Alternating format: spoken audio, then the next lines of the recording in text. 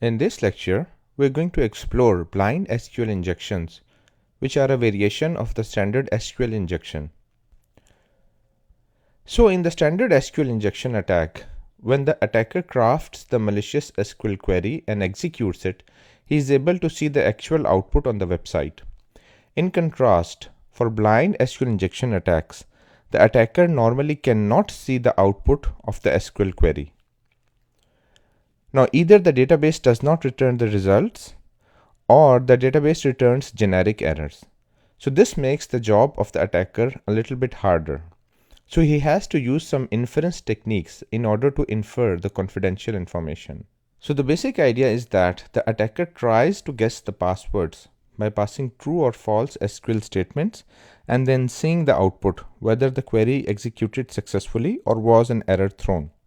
Now there are two major types of blind SQL injection attacks. The first one is called boolean based. So the basic idea is that, say the attacker says, if the first character of the database name is this, then do this.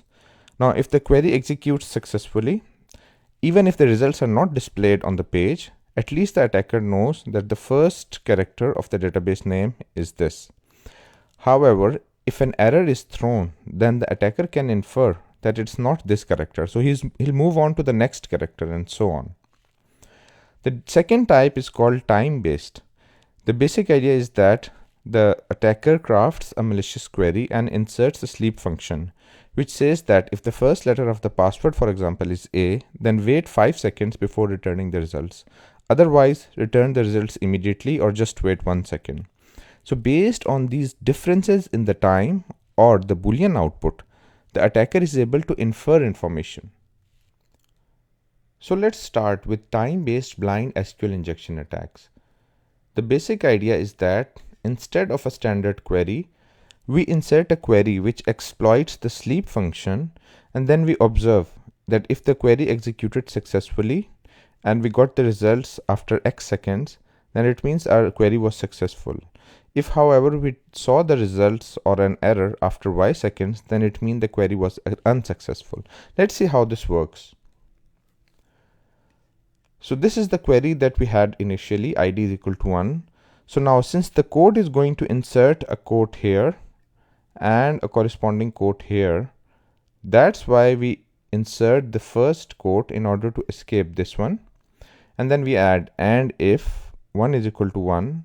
So basically this if statement, it checks if this condition is true, then sleep for 10 seconds before returning the result. However, if this condition is false, then just sleep for 1 second and return the result. And this part is just added in order to structure the query appropriately for the last escape code. Now when we execute this query, we see the successful results for the song. We don't actually see any output for this one. However, there will be a delay of 10 seconds because 1 is equal to 1 is always true. So based on this, the attacker can substitute this thing with any other thing. So for example, the first alphabet or the first character of the password is A or B or C and so on. So it is true that this may take a long time, but this is not done manually. So the attacker is usually going to employ scripts which automate this task and try a lot of different combinations. So the basic idea behind time-based blind SQL injections is to introduce a certain delay and then check whether the results were returned after that delay or not. Let's see how this works. So instead of inserting 1 is equal to 1, the attacker can use the ASCII function. So basically what the ASCII function does is that it gets a character or an alphabet here and then it checks the ASCII value and compares it to this. So for example, the ASCII value of capital A is 65. So what the substring function does is that it calls the database function, which gets the name of the database, and then it tells it start at the first index and get just one character. So the substring function is going to return the first character of the database name.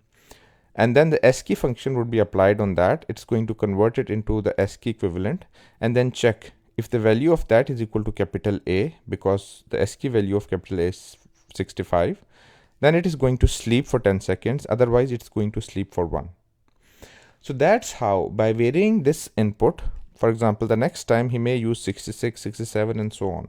So that's how the attacker can vary and enumerate all the possible combinations, probably through automated scripts. The second variation of the blind SQL injection is boolean-based blind SQL injection attack. In this attack, we basically exploit true or false values. So for example, for the same function, we again escape using a single quote and then we add the ASCII function.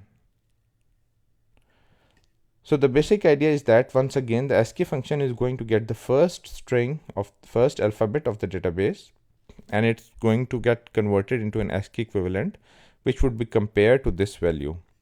Now please note that we just used a single quote because the last quote would be inserted by the code. So if the result is not true, then we're going to get an error. However, if the result is true, if we used the correct value, so for example, our database name is information and capital I and the ASCII equivalent is 73. So in this case, we get a correct result. We don't actually see the name of the database still, but we know that this part of the query executed successfully. And since we use the AND operator, so this must mean that this part was also true. So this is how you can infer whether the SQL query executed successfully or not. And this is how you use Boolean-based blind SQL injections. Now, usually blind SQL injection requires systematic enumeration. So the attacker has to try all the possible alphabets, both in uppercase and lowercase, as well as the digits. Now, it's very slow, but it is definitive because it's kind of a brute force attack. You're trying all the different combinations. Now, in order to automate the process, there are a number of tools available. A popular tool is the SQL map, which basically supports successful attacks on several different types of databases, including MySQL, Oracle, and MS SQL Server. It also supports different types of SQL injections, such as Boolean-based blind SQL injection, time-based blind SQL injections, as well as union query-based. So there are a lot of different combinations which are supported. Now this concludes our lecture on blind SQL injection attacks. We saw that there are two main categories of blind SQL injection attacks. The first was time-based and the second was Boolean-based. So this concludes our lecture. I'll see you in the next lecture.